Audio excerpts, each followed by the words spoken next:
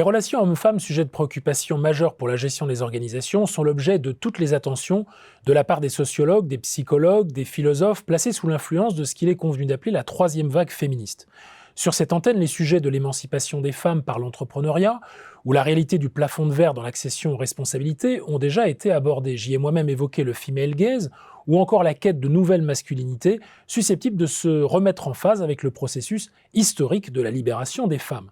Dans mes propres travaux, parus dans la revue scientifique Organization, consacrée au leadership féminin, je m'intéressais avec une collègue aux stéréotypes de genre dans la manière avec laquelle nous concevons généralement la vision stratégique.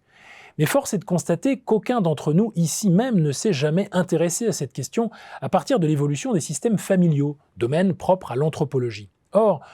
dans le but de prendre à revers les idées de plus en plus admises sur la notion de genre, Emmanuel Todd signe un texte qui s'intéresse justement aux 300 000 ans d'habitudes familiales qui ne peuvent, selon lui, être effacées en 70 ans. Commençons par écouter en 3 points les principaux axes de son argumentation. Premièrement, il faut rappeler, nous dit-il, que l'étude des chasseurs-cueilleurs met en évidence que l'expérience du couple, l'homme qui chasse et la femme qui cueille, la chasse et le soin, pourrait-on dire, n'est pas du tout l'histoire d'une lutte acharnée entre époux, mais au contraire, le récit d'une entraide pour la conservation de l'espèce humaine. Dans aucun cas, le statut de la femme ne peut être fortement abaissé, explique Todd, précisément à cause du principe de solidarité et d'entraide entre époux, condition de base de la survie économique. L'oppression venant du milieu plutôt que du mari, ainsi que le mettrait en évidence l'atlas ethnographique illustrant le livre, évoquant le parcours de 1291 peuples, ce patriarcat est loin d'avoir été le modèle dominant dans le monde où prolifèrent tout aussi bien des systèmes de parenté bilatéraux dans lesquels les ascendants paternels et maternels pèsent d'un poids équivalent dans la définition du statut social de l'enfant.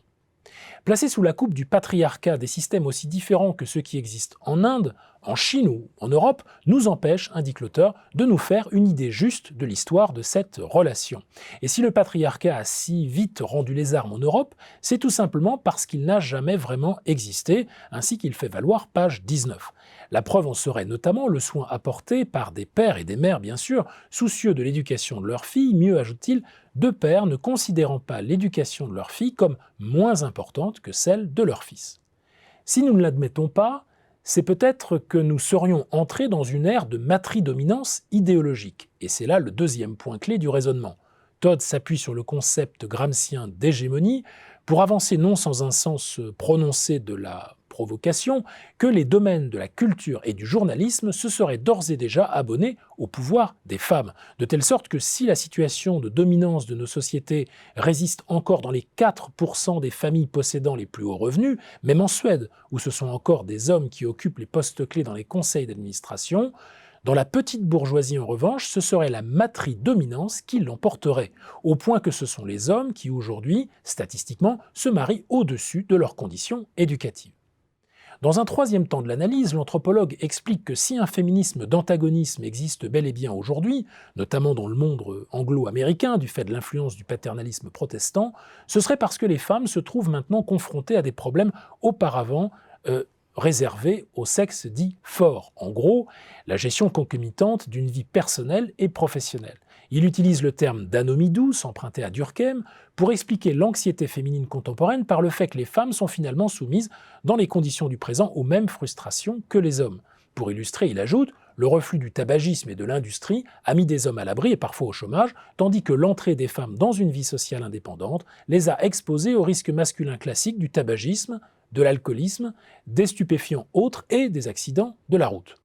Au final, on remarquera que cet essai, dont les thèses sont toutes discutables, ne manquera pas d'animer de nombreux débats. Mais notons d'ores et déjà que dans sa manière de revendiquer l'utilisation du rasoir d'Occam, à savoir rendre simple un problème compliqué, l'argumentation parfois s'égare, comme sur la transidentité qui revisiterait un vieux rêve chrétien, et plus généralement dans sa manière de croire un peu trop vite à des faits de nature qui prétendraient avoir une influence directe sur nous, peuplades de la postmodernité. En revanche, il nous interroge plus fondamentalement sur la question de savoir, du fait qu'Homo sapiens doit sa survie aux liens d'amitié entre hommes et femmes, sur ce que nous voulons faire de cette relation dans un contexte de crise tous azimuts. Même si l'auteur opte pour un féminisme de réconciliation, il n'en prend guère le chemin avec ce livre dont l'envie de batailler transparaît à chaque chapitre. Or, face à l'endettement, au chômage de masse et au dérèglement climatique, il y a fort à parier que les liens entre hommes et femmes seront bientôt plus précieux que jamais, ne serait-ce que pour donner tort à la sombre prophétie d'Alfred de Vigny qui, dans La colère de Samson, écrivait ceci : « La femme aura Gomorrhe et l'homme aura Sodome, et se jetant de loin un regard irrité, les deux sexes mourront chacun de leur côté. »